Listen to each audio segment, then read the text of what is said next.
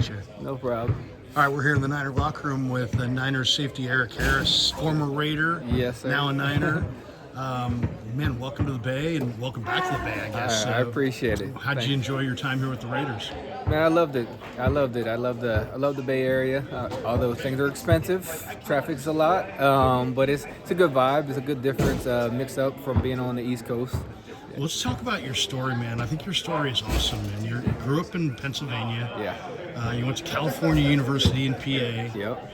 And you played great there, and Right. then you find yourself out of football. You're working at a potato chip factory, right? Yeah. You know it all. What was your job at the potato chip factory? Man, I was a corn mixer, so I made the restaurant tortilla chips. So I would take the flour for the corn flour, put in like a little dryer hopper, send it up to the little mixer with a certain amount of water, mix it.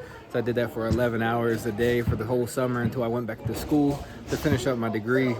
Yeah, so very humbling job. I would bet. Very humbling. Yeah, but I mean, I used to scout in the Canadian League with the Oh, really? Sacramento Gold Miners. This is years back. I've never heard of them. Yeah, this is mid '90s. Okay. So you go to a tryout for the Hamilton Ticats, Yes. and you made the team. So talk to us about that. What was that experience like? Yeah, man. So it was like one of those things where the CFL kind of has tryouts around like major cities in the U.S. And I heard about it through some friends and a scout, and they said, "Hey, the new coaching staff, they would like to see you come up here." So I paid $80 for their camp or whatever, Right. and it was on a Saturday, I believe, and then they called me Monday and offered me a 3-year contract. So.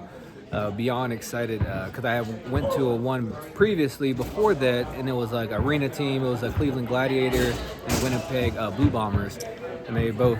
Cleveland was interested. Winnipeg said no, so I was like, hold off arena. I'm about to have kids. So I don't know if they're really gonna fork the bill. So that's when I started talking to like Air Force recruits and stuff like that to provide for my family. So, I mean, it's an incredible story. Now, I know your wife also. Didn't she? When you guys were involved in a car crash, didn't she have like a brain injury? Yeah, that was my freshman year, her senior year of high school. So she came up to visit for a homecoming game. We had friends in town, whatever. We were headed down to West Virginia University, and we got into a car accident on one of the back roads in West Virginia. And unfortunately, she suffered short-term memory loss and seizures from it that we still deal with today. Wow. Yeah. Did that bring you guys closer together, or do anything to make you want to make it that much more, just to be able to, take care of your family that much more? Yeah, absolutely. I mean, today, obviously going through all that, it's made us a lot closer and resilient in a relationship now. But obviously, when you're 19 years old, there's a lot of stress. I'm trying to figure out my life. She's trying to figure out, what she just went through. So it was tough at first. Some distance in between, but we found a way to make it work, and we're blessed with 4 beautiful children. So we definitely talk about those times and how they were dark times, but obviously, like you said, it made us very strong today. Yeah, I have 4 kids of my own. I've got a daughter who's 22, son who's 21, a 17-year-old senior, and then I got an 8th grader. How old are your kids? Oh, so our twin boys are 10, my daughter's 7, and then we have a 5-year-old boy. Wow. Yeah. Busy Yeah. family. Yeah, when I tell guys around the locker and they're like, "Wait, how old are you? How many kids you have?" I'm like, "Yeah, I have 4 kids." Christmas fun at your house this year? Oh yeah, they had a great time. So we're actually in the process of building a house. So they set up all Christmas in the new house. We're not quite moved in yet, but they had Christmas over there. I was here, so I didn't get to see them. Obviously, we played or whatever, but they had a great Christmas. They woke me up bright and early on FaceTime to open presents and everything. So they had a great time. Well, let's talk a little bit about it. You're in Hamilton. Yeah. You kind of get your career going. You wind up at the Raiders. You got the contract. I mean, they gave you a contract, and that had to be a great moment for you, because the dream's the dream, but you play for a reason, to take care of your family. What was it like finally getting paid and being able to have a little financial security for your family? Yeah, it was amazing, but it's kind of funny how, I guess, not in a negative way, but how ignorant, how, outside of this building, how everything works, and people just think, right? So when I first signed, I signed with the Saints, and I got a $2,000 signing bonus that I owed to my landlord in Canada because I wasn't making enough money. You know what I mean? So, but I come back to my hometown, and I'm the hero, and everybody's like, "You signed 3 years, 1.2 million, whatever it was."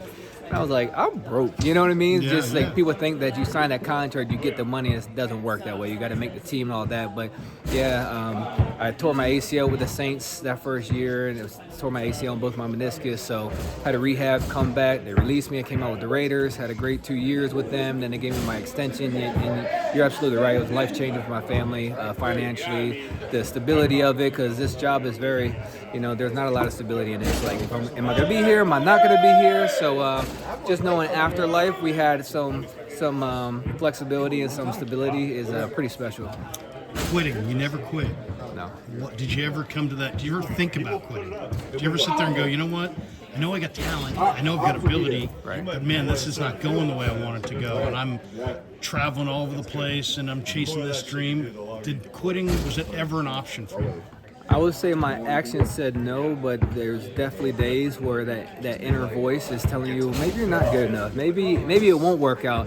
Doesn't mean I didn't work out that day, but those voices talk to you and you battle those internally. But I had a great support staff around me, my family, and everything. But yeah, I mean that's pretty much why I started my brand, my Having Faith brand, because it's a daily practice that you got to be intentional every day to set the right mindset to wake up, no matter how you're feeling, what you're, hey, I haven't reached my goals, or maybe God's not answering my prayers right now, and it's just you have to have an open mind to it, and you have to have a daily grind. Are you a man of faith? I mean, do you have a faith? Absolutely. Has that helped you at all along the way? Absolutely. Definitely a man of faith. Since, my grandfather was a big role in that. My aunt and uncle, they're a big role in that. So definitely a man of faith, and that's definitely helped me bring me a lot of peace. It wasn't always easy, but it definitely helped, gave me something that I could relate back and reflect back on. How'd you come to the Niners? How did the Niners contact you? Where in this mix did they contact you? And that had to be a great day. This is an iconic franchise. Yeah, I mean, honestly, you're talking about giving up. I'm 33, so in the NFL old. So, I had a lot of hope early in the season that, hey, some injuries would happen, people would call, and, it's week 13. I'm like telling my wife, like, hey, I don't know if it's going to happen, but shoot, I reached out to them. I told my agent after, they lost two great players here at safety, in George and Huff. And I was like, hey, I think there's an opportunity there. Let's just reach out. Like we've been doing all teams, and teams were saying, hey, we're good. We like a room, this and that. So we just reached out, and they got back to us probably like 2 days after Thanksgiving, and just said, hey, we're going to have you out for a workout. So, I mean, it's just crazy a lot of players in that workout, or was it just you? It was 5 safeties and three corners at that workout. So talk a little bit about you're taping up, you're getting ready to go on the field. Yeah. They're only going to sign one safety. Oh yeah. So it's like, man, I gotta perform. Yeah. What's that feeling like? I mean, you played football for a long time, right? But going into a workout that hey, if I don't play well in this workout, they are not signing me, and I'm going back home. Yeah, it's just funny that no matter what your preparation is, when you love the game and you're passionate about it, you just get that same anxiety or nervousness and anxiousness to go out there and just perform at your best. And although I trust in myself and my preparation, there's always some like, did I do enough? Did I not do enough? You always start doubting yourself a little bit, but I think that's the enemy working against you. But coming out here, obviously I played with Carl Joseph, and he was at the workout with me. So loved him, man. What a hitter he is. He was definitely a hitter. So we actually had a good tandem when we were in Oakland for a year or two. So that made it easier, made it a little more comfortable, just telling old stories and, just feeding off each other's energy during the workout and stuff like that. So, at some point you just say, hey, the chips will fall where they fall. So, I just put all my faith in Christ, and whatever happened. But, I was definitely like, hey, this might be the last one if nothing happens. You know what I mean? So I was more nervous for that, if anything. What's the strength of your game for people who haven't seen you play? What would you say your strengths are? What are your weaknesses? Yeah, I would say for a lot of people, I'm not flashy on film for people, right? I think, and part of the reason why I was on the street so long is, what do I bring to the locker room? What do I bring to the field? Getting people lined up, my IQ for the football, just being a mentor to the younger guys. I wasn't always the fastest, strongest, jump the highest or whatever, but, I always had a good football IQ, and I would always allow people to get lined up around me so that they could play fast and they can make plays, so it allowed me to do my job better as well. Let's talk about the young DBs in the room. What do you think? I mean, Jair, I'll give you a guy, you give me your thoughts. Jair. Oh, he's impressive. I noticed that day one. He's just different. He's mature. Not only can he play athletically, but he's very mature. He's willing. He holds himself to a very high standard. So I told him, I'm like, you don't even know how special you're going to be, but you're a special kid. So just keep going. I try to build him up each and every day, you know, because like I said, we all go through things. You might have a bad game, and you don't want those little negative plays that keep adding up in your head. And so put all that to bed and just build him up each and every day. Huff, how about Huff? I wasn't around with Huff, but I met Huff obviously through his rehab process. But man, super positive guy. Obviously, he flashes on film. He's just a baller. He just plays freely. He plays physical. He's fast. You can tell the guys respect him when he makes plays. They're energized. You can always tell. You know, we talk about the silent tape a lot. You can just tell when guys are respected around the locker room because people just, you know, they really love when they make plays. How about the DB room? What's the vibe like in there? Great DB room. You know, one of the best I've been around, not just because of players, just how close the guys are. Everybody has fun. Everybody holds people to a high standard around here. Everybody just wants to do their job for the guy next beside them. How about a couple of young guys, Luder and Womack? What do you see with those guys' corners? Yeah, obviously, when they get in there and they get a shot on defense, they know what they're doing. They do their job well. But obviously, they're a huge impact right now in their young careers on the special teams. So continue to build the trust in the coaching staff on the special teams, and you find your way to work up on the depth chart on defense, which is kind of funny to say, but you know, it's trust, right?